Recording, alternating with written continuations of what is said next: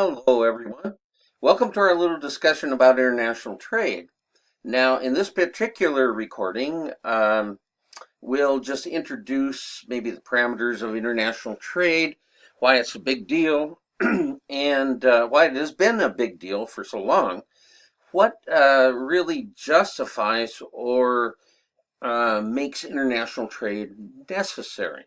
Okay. And we'll talk a little bit about a few of the things going on in the news today regarding international trade and and how it has grown over the past number of years. And then probably in the next recording or so, we will get into a little bit of the nitty gritty of it. And we'll talk about deficits and current accounts, capital accounts, and we'll finish it off with a little international finance, and that's recordings to come. But let's get into this one. Well, as I said, international trade is a big deal, and it has been a big deal for about 3,000 years or so. Of course, back then, news was carried on parchment or word of mouth. We didn't have Fox News then. Boy, those were the good old days. But anyway, the first recorded system of international trade was where the Babylonians, Sumerians, Assyrians, basically, they all kind of blended together in a lot of ways. They, in that area, which is now Iraq, they had caravans and conducted trade with people on the Indian subcontinent. And the Mesopotamians would bring some produce, precious metals, gold, that sort of thing, in exchange for spices and silk, textiles, that sort of thing. Okay. Other examples in the ancient world of international trade were found even in the Hebrew Bible, where Solomon, the king of Israel, traded gold and silver to the Tyrian kingdom for those beautiful cedars of Lebanon that were used for construction, which has a lasting effect because now the cedars of since that time, the cedars of Lebanon have been essentially almost extinct and are now strongly protected. But the cedars of Lebanon were used for construction. The gold was used by the king for all sorts of things. Okay. Then later on, we had the Silk Road from Arabia all the way to China through India, and that traded in spices again, which were good for preserving, traded for salt, traded for silk, and things of that notch. And the Roman Empire traded with the Phoenicians. There was international trade on the waters, maritime. And so it started then, and it grew. In 1492, of course, Columbus sailed the ocean blue and opened up the New World, North and South America, to trading, where for receiving gold and precious metals and slaves and things like that. He traded the natives essentially worthless trinkets and disease such as typhus and dysentery and measles, things like that. And of course that established a trade policy, sort of, for the European colonialists, how they've basically been trading with native countries since then. So, and of course, international trade is in the news today because of the treaties, and it's in our area because of the fact that the Seattle and Washington economy is essentially almost completely based on international trade, or at least to a large extent. Eastern Washington, wheat growers, lentils, agricultural produce, apples, and in the Seattle area, Boeing, and other companies such as that, Microsoft, things like that. So, what is it, or why is international trade such a big deal? And what does it mean? What was it that convinced people this to their benefit? Well, to partially answer that, what we're going to do is go way back in time, about 8 weeks, where we introduce to you the first of many thrilling graphical economic models.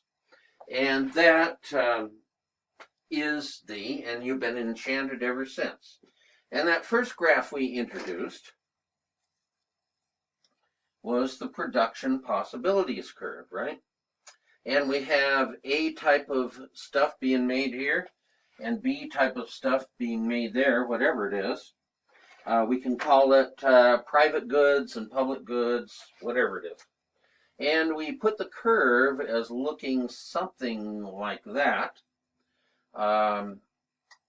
which represented the maximum combinations of both types of production we could do in that economy.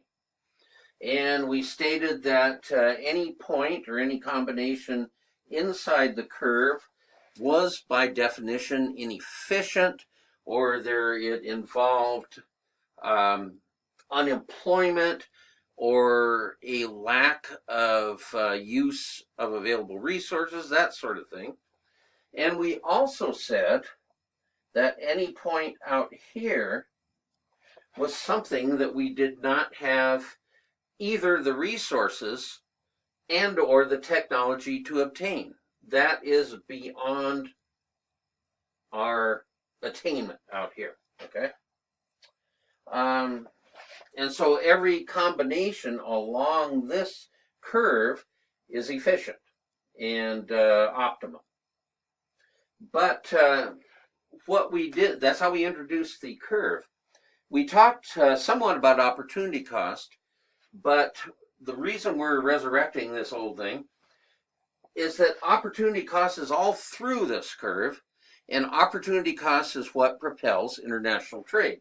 How so? Well, we mentioned opportunity cost in the sense that if we were producing mostly A and not producing a whole lot of B, we could change our emphasis of production towards B, but as we moved from A to B, less and less of additional production of B came at the expense of greater amounts of foregone production of A, which is called the law of increasing opportunity cost. Okay? Well, where does international trade come into this? Well, if we wanted to make, say, A private goods or commercial goods, and we wanted to make B as public goods, say Y here. If we itemized these private goods, Y could be one thing, okay?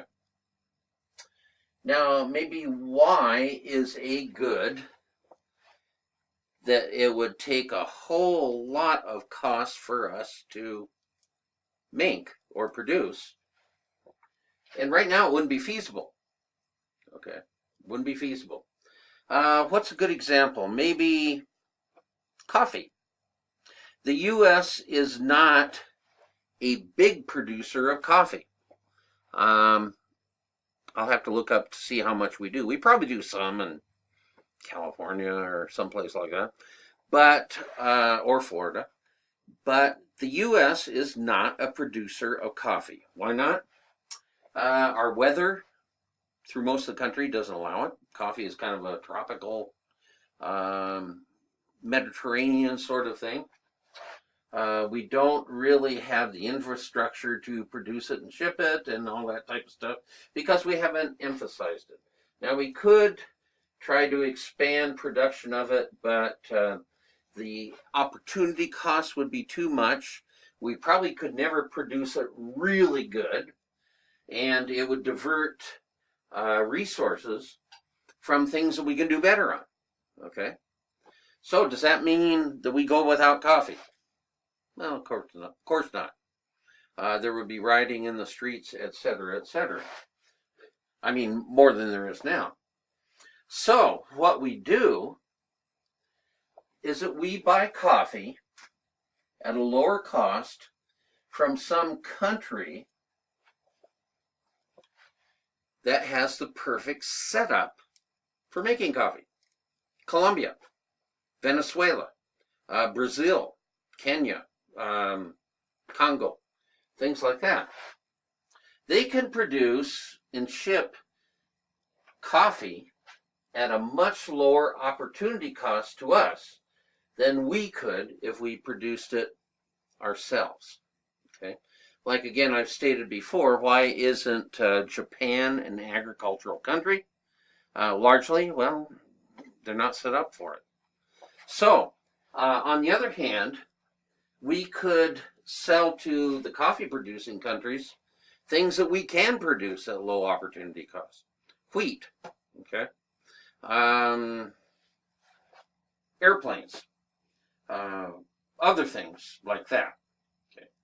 So international trade then benefits the citizens of both the exporting countries and the importing countries, because they both get to consume the goods and services that they need at the lowest opportunity cost possible. Okay, so basically that's why economists argue for free trade. Free trade is a good thing, they say. Barriers to free trade are a bad thing. Okay, free trade is good for everyone, they say. Is that true? Yeah, not completely. Because of our old friend, scarcity. Remember when we talked about scarcity, we said that because of scarcity, no economic activity or policy or something benefits everybody without hurting somebody.